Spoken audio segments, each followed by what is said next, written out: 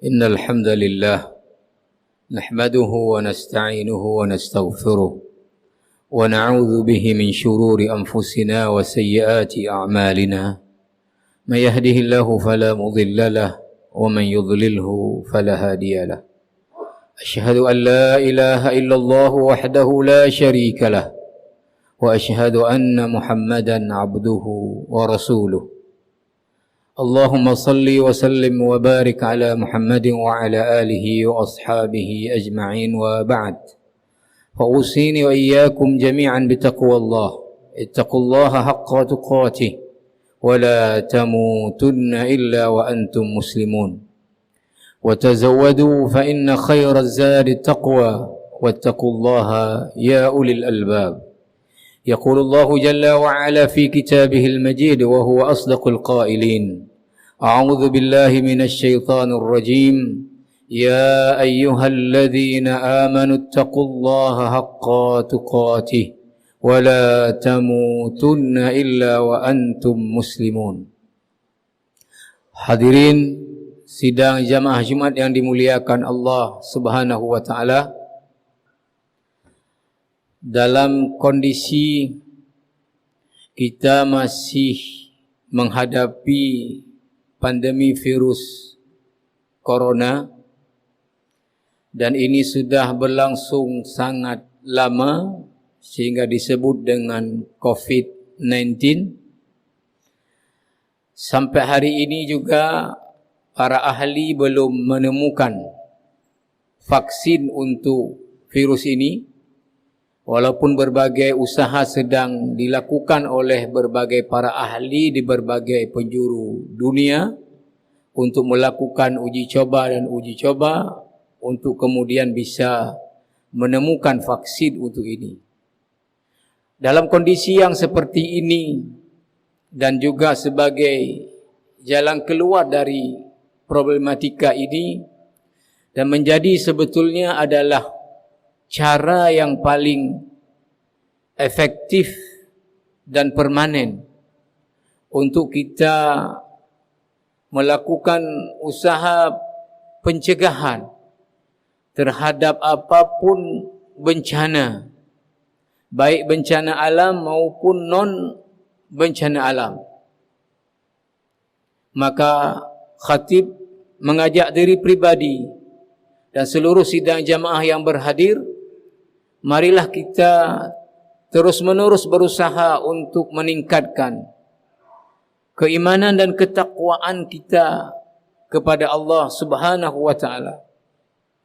Karena keimanan dan ketakwaan adalah merupakan cara yang paling efektif dan cara yang permanen untuk kita mencegah bermacam bentuk bencana dan malapetaka, baik sifatnya bencana alam maupun non bencana alam. Kalau saat ini dalam menghadapi virus corona, para ahli berdasarkan penelitian mereka memberitahu kita untuk usaha pencegahan penyebaran dan pemutusan perluasan penyebaran virus corona dengan melakukan berbagai langkah, di antaranya menggunakan masker bila keluar rumah, kemudian menghindari keramaian orang, menghindari kontak fisik yang disebut dengan physical distancing, kemudian sering mencuci tangan dengan sabun. Nah, upaya-upaya ini tentunya berlaku hanya untuk virus corona.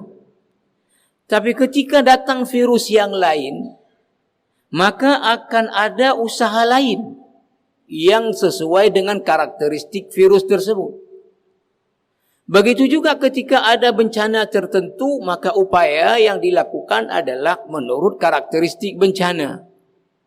Sebagai contoh, ketika 2004 Aceh dihantam oleh gempa yang disusul gelombang tsunami, maka untuk mengantisipasi itu ke depan, Dibangunlah di daerah-daerah yang dekat dengan pantai apa yang disebut dengan escape building. Bangunan yang dapat digunakan untuk melarikan diri bila ada gempa yang berpotensi tsunami. Kemudian dibangun juga apa yang disebut dengan early warning system. Alat yang berfungsi memberitahu bila ada kekuatan gempa dengan kekuatan berpotensi tsunami, dia berbunyi. Sehingga orang kemudian melarikan diri ke escape building. Nah, tentunya escape building dan early warning system tidak ada hubungannya dengan wabah corona.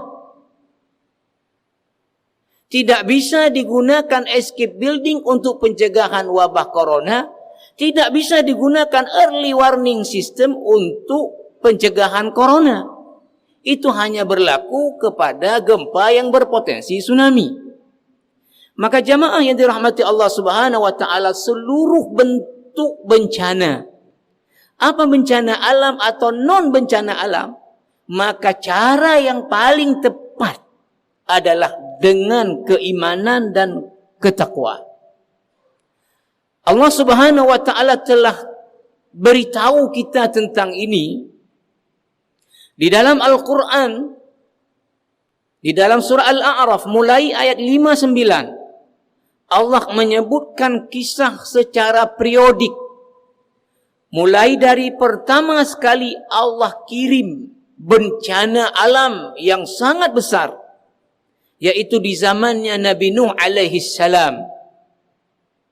Di zaman Nabi Nuh alaihi salam, ketika masyarakat kaum Nabi Nuh kufur kepada Allah, menolak dakwahnya Nabi Nuh, maka Allah Subhanahu wa taala kirim ke mereka bencana alam dalam bentuk apa?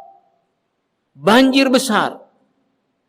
Para ulama dalam tafsir Al-Munir, Syekh Wahab Az-Zuhaili menyebutkan ada dua pendapat terhadap skala banjir di zaman Nabi Nuh. Yang pertama adalah menenggelamkan seluruh dunia tanpa kecuali. Yang kedua, pendapat paling ringan, banjir di zaman Nabi Nuh menenggelamkan seluruh jazirah Arab. Kalau kita berpegang dengan pendapat yang paling kecil skalanya saja, menenggelamkan seluruh jazirah Arab, ini bisa menggambarkan betapa dahsyatnya banjir di zaman Nabi Nuh. Sehingga anak Nabi Nuh yang menggunakan pertimbangan akal bahwa tidak akan gunung itu ditenggelamkan oleh banjir mana-mana, maka dia lebih memilih untuk mengasingkan diri ke puncak gunung berbanding ikut dalam bahtera orang tuanya. Karena logikanya tidak pernah banjir bisa menenggelamkan puncak gunung. Tapi di zaman Nabi Nuh kenyataannya gunung-gunung semuanya tenggelam. Dan semuanya Allah binasakan yang kufur. Hanya yang beriman kemudian selamat. Para ulama mengatakan bahwa manusia hari ini dengan macam bentuk kulitnya, warnanya, bahasanya, maka mereka semuanya adalah keturunan daripada anak Nabi Nuh yang selamat dalam bahteranya dulu. Kemudian berkembang biak dan tersebar lagi di dunia. Yang kedua, secara periodik setelah kemudian manusia berkembang biak dan mendiami lagi dunia ini, Allah ceritakan adalah kaum 'Ad. Umatnya Nabi Hud alaihi salam yang punya tenaga sangat kuat dan postur tubuh yang sangat besar. Dalam tafsir disebutkan mereka kalau mencopot korma tidak perlu pakai alat, cukup dengan tangan. Saking kuatnya mereka. Tapi karena kufur mereka kepada Allah Subhanahu wa taala dan menolak dakwahnya Nabi Hud, Allah kirim kepada mereka mengikut keangkuhan kekuatan fisik mereka, yaitu angin topan yang bertiup secara kencang. Dalam surah Al-Haqqah disebutkan berapa lama angin bertiup? 7 layalin wa 8 ayyamin husuma. 7 malam 8 hari berturut-turut tidak berhenti angin bertiup. Fataral qauma fiha sar'a ka'annahum a'jazu nakhlin khawiyah. Fahal tara lahum min baqiyah. Sehingga mereka yang kuat tenaganya, besar-besar orangnya, tumbang seperti pohon kurma tumbang, ditiup oleh angin. sehingga tidak tersisa satu biji pun yang kufur kecuali Allah binasakan.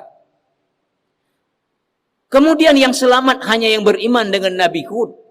Ketika manusia kemudian berkembang biak dan kemudian mendiami lagi dunia ini, Allah cerita lagi kaumnya Nabi Saleh, kaum Thamud. Kaum Thamud punya keahlian dan kehebatan di engineering dan arsitektur. Mereka memahat gunung-gunung untuk membuat rumah mereka di musim dingin. Dan membangun istana mereka dari tanah liat di musim panas.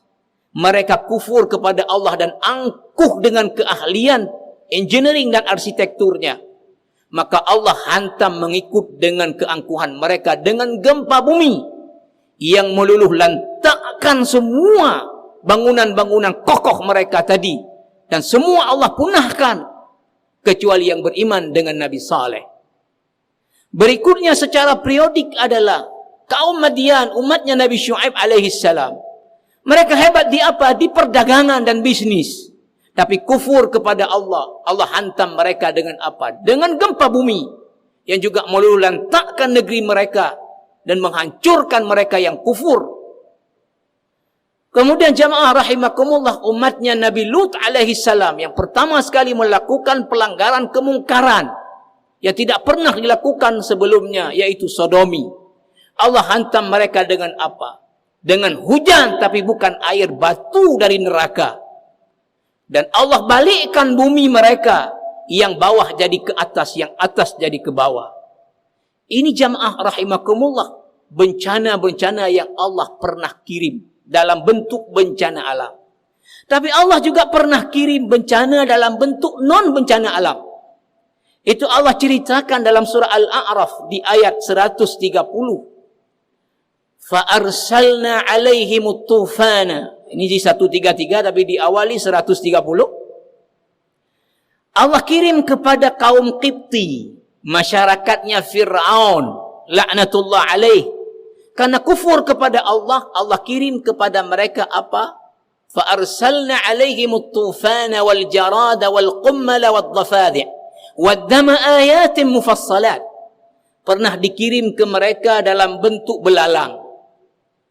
Belalang ini kalau bukan bencana dia jadi makanan. Saya kecil-kecil, kalau musim hujan, pergi ke sawah, drop darut, masukkan ke dalam botol, bawa pulang goreng. Tapi kalau jadi bencana, dalam tafsir disebutkan habis semua tanaman pertanian mereka dimakan oleh belalang.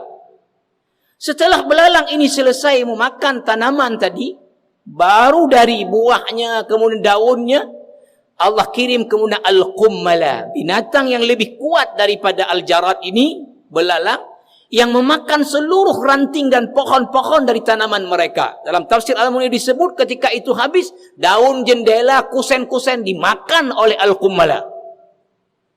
Kemudian Allah kirim juga kepada mereka apa? Al-dhafadhi'.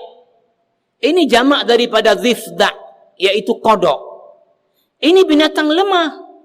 Tapi kalau jadi bencana, disebutkan dalam tafsir, bahwa penuh rumah-rumah mereka itu dengan kodok. Bahkan mereka tidak bisa buka mulut untuk bicara, untuk makan, kecuali kodok akan masuk ke dalam mulutnya. Waddama, darah. Apa yang dimaksud dengan darah? Semua mata air, sungai Nil, sumur, semua sumber mata air Allah robah jadi darah. Ini Allah pernah kirim kepada kaum Qibti yang kufur kepada Allah, bukan bencana alam tapi non bencana alam. Beberapa hari yang lalu saya membaca di media detik.com bahwa di India saat ini sedang terjadi 3 bencana sekaligus.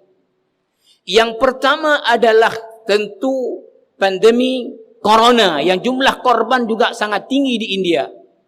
Yang kedua, di India sedang terjadi gelombang panas dengan suhu 50 derajat Celcius. Sehingga dikhawatirkan ini akan menyebabkan juga kematian dan juga berkurangnya sumber air. Yang ketiga pada saat yang sama adalah mewabahnya belalang yang menyerang tanaman mereka. Sehingga diperkirakan 50.000 hektar tanaman mereka itu dihancurkan oleh belalang.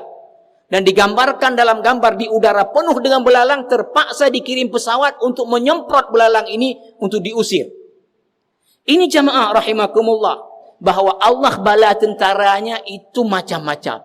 Kalau kita antisipasinya dengan ini, datang dalam bentuk yang lain. Kita antisipasi dengan ini, datang bentuk yang lain. Maka cara yang paling utama untuk semua jenis daripada bencana adalah dengan keimanan dan ketakwaan. Maka Allah setelah mengisahkan bangsa-bangsa tadi dengan keangkuhan, dengan kekuatannya, dan Allah hantam dengan apa? Di dalam surah Al-A'raf ayat 96 Allah katakan, walau anna ahlal qura amanu wattaqau lafatahna alaihim barakatin minas sama'i wal ard walakin kadzabu fa akhadnahum bima kanu yaksibun.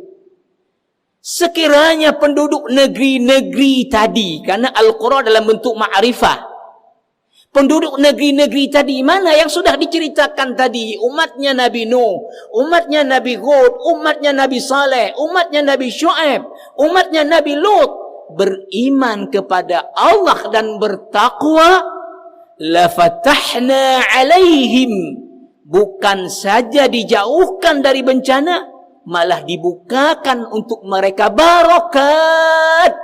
Bukan satu, barakat dalam bentuk jamak, keberkahan-keberkahan minas sama' wal ard, baik dari langit maupun bumi.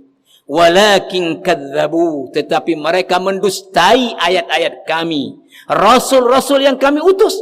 Fa akhadnahum bima kanu yaksibun, maka kami hantam mereka itu karena perilaku dan ulah daripada perbuatan mereka. Selain itu jamaah rahimakumullah, juga dalam surah At-Talaq Allah Subhanahu wa taala mengatakan bahwa wa may yattaqillaha yaj'al lahu makhraja. Siapa yang bertakwa kepada Allah, kesulitan dalam hidupnya akan diberi jalan keluar. Saat ini kita dalam kesulitan untuk bisa mengatasi persoalan virus corona ini. Berbagai para ahli belum menemukan vaksinnya. Maka Allah menawarkan jalan keluarnya, yaitu dengan ketakwaan. Di dalam surat At-Talaq juga di ayat 4 tadi, ayat 2 Allah mengatakan wa may yattaqillaha yaj'al lahu min amrihi yusra. Siapa yang bertakwa kepada Allah, pastilah Allah akan mudahkan urusannya. Kita baru saja menyelesaikan ibadah puasa yang tujuan utamanya sebagaimana Allah sebut, dengan proses puasa kita jalani, kita bisa menjadi orang yang bertakwa, la'allakum tattaqun. Mudah-mudahan kita terus bekerja untuk mempertahankan dan meningkatkan keimanan dan ketakwaan kepada Allah Subhanahu wa taala, karena inilah jalan untuk menghindari berbagai bencana dan musibah yang Allah punya macam bentuknya. Mudah-mudahan ada manfaat saya dan kita semua. Alhamdulillahilladzi fataha abwaba rahmatihi liman dawama ala ta'atihi wa hajaba anwara hidayati amman inqada li syahwatihi wa anghamasa fi radhilatihi. Asyhadu an la ilaha illallah